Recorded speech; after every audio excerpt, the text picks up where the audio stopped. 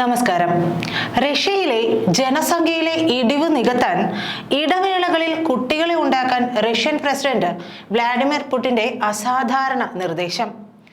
ആശങ്കാജനകമാകും വിധം ജനസംഖ്യ കുറയുന്ന സാഹചര്യം നേരിടാൻ ജോലിക്കിടെ ഉച്ചഭക്ഷണത്തിനും ചായയ്ക്കും ഉൾപ്പെടെയുള്ള ഇടവേളകളിൽ ലൈംഗിക ബന്ധത്തിൽ ഏർപ്പെടാൻ പുടിൻ നിർദ്ദേശിച്ചിരിക്കുന്നതായാണ് ഇംഗ്ലീഷ് മാധ്യമമായ മെട്രോ റിപ്പോർട്ട് ചെയ്തിരിക്കുന്നത്. സുസ്ഥിരമായ ജനസംഖ്യ നിലനിർത്താൻ ആവശ്യമായ 2:1 നിന്ന് രാജ്യത്തെ ജനന നിരക്ക് ഒരു സ്ത്രീക്ക് 1:5 കുട്ടി എന്ന നിലയിലേക്ക് കൂപ്പുകുത്തിയത് റഷ്യയെ ആശങ്കയിലാക്കിയിരിക്കുകയാണ്. റഷ്യയിലെ ഫെർട്ടിലിറ്റി നിരക്ക് സ്ത്രീക്ക് ഏകദേശം 1.5 കുട്ടികളായി കുറഞ്ഞതിന് പിറകെയാണ് ജനസംഖ്യ ഇടിവ് നികത്താൻ വ്ളാഡിമിർ പുടിന്റെ പുതിയ നിർദ്ദേശം ഉണ്ടായിരിക്കുന്നത്. ജോലി തിരക്ക് എന്നത് പ്രത്യുൽപാദനം ഒഴിവാക്കുന്നതിന് സാധുവായ ന്യായമല്ല എന്നാണ് റഷ്യൻ ആരോഗ്യ വകുപ്പ് മന്ത്രി ഡോക്ടർ യെവ്ഗെനി ഷെസ്തോപെലോവ് പറയുന്നത്. നേരത്തെ 2.1 ആയിരുന്ന ഫെർട്ടിലിറ്റി നിരക്ക് യുക്രൈൻ യുദ്ധം പ്രതികൂലമായി ബാധിച്ചതോടെ 1.5 ആവുകയായിരുന്നു. ഇത് റഷ്യയിൽ നിന്ന് യുവജനങ്ങളുടെ പലായനത്തിലേക്ക് നയിക്കുകയായിരുന്നു.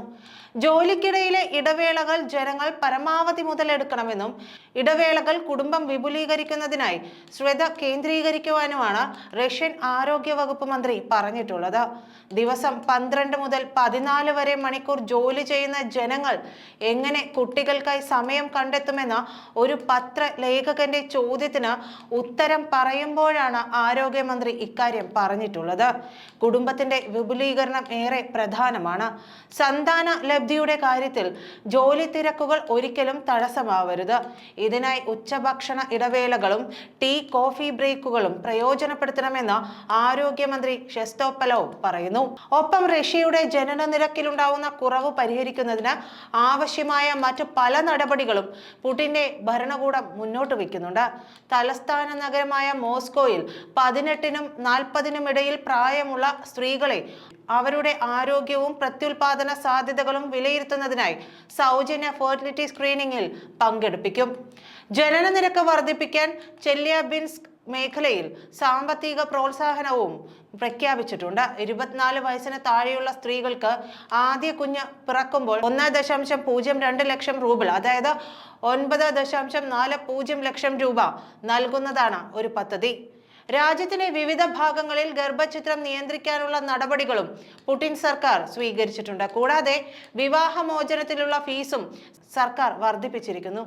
ജനതയുടെ സംരക്ഷണമാണ് ദേശീയ തലത്തിൽ നമ്മുടെ ഏറ്റവും വലിയ മുൻഗണനയെന്ന് പ്രസിഡന്റ് പുടിൻ നേരത്തെ പറഞ്ഞിട്ടുണ്ട്.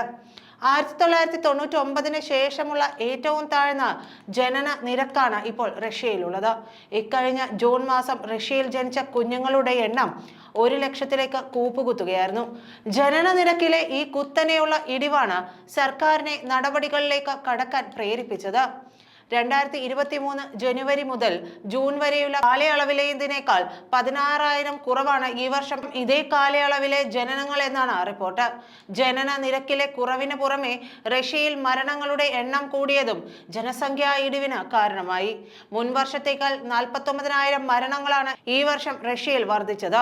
ജോലിയുടെ ഇടവേളകളിലെ ലൈംഗിക ബന്ധം മാത്രമല്ല, ജനസംഖ്യയിലെ ഇടിവ് നിയന്ത്രിക്കാൻ വേറെയും നടപടികൾ ക്രെംലിൻ സ്വീകരിച്ചിട്ടുണ്ട്. 18-നും 40-നും ഇടയിൽ പ്രായമുള്ള സ്ത്രീകൾക്ക് സൗജന്യ വന്ധ്യതാ പരിശോധന, വിവാഹമോചനങ്ങൾ നിരുത്സാഹപ്പെടുത്താനായി ഫീസ് വർധന, 24 വയസ്സിന് താഴെയുള്ള വിദ്യാർത്ഥിനികൾക്ക് ആദ്യ കുഞ്ഞുണ്ടാകുമ്പോൾ 8,500 ബ്രിട്ടീഷ് പൗണ്ട് സമ്മാനം, ഗർഭചിത്രം നിരോധിക്കുക എന്നിവയാണ് അവയിൽ ചിലത്.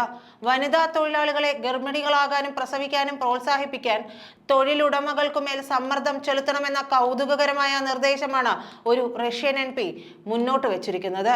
നന്ദി.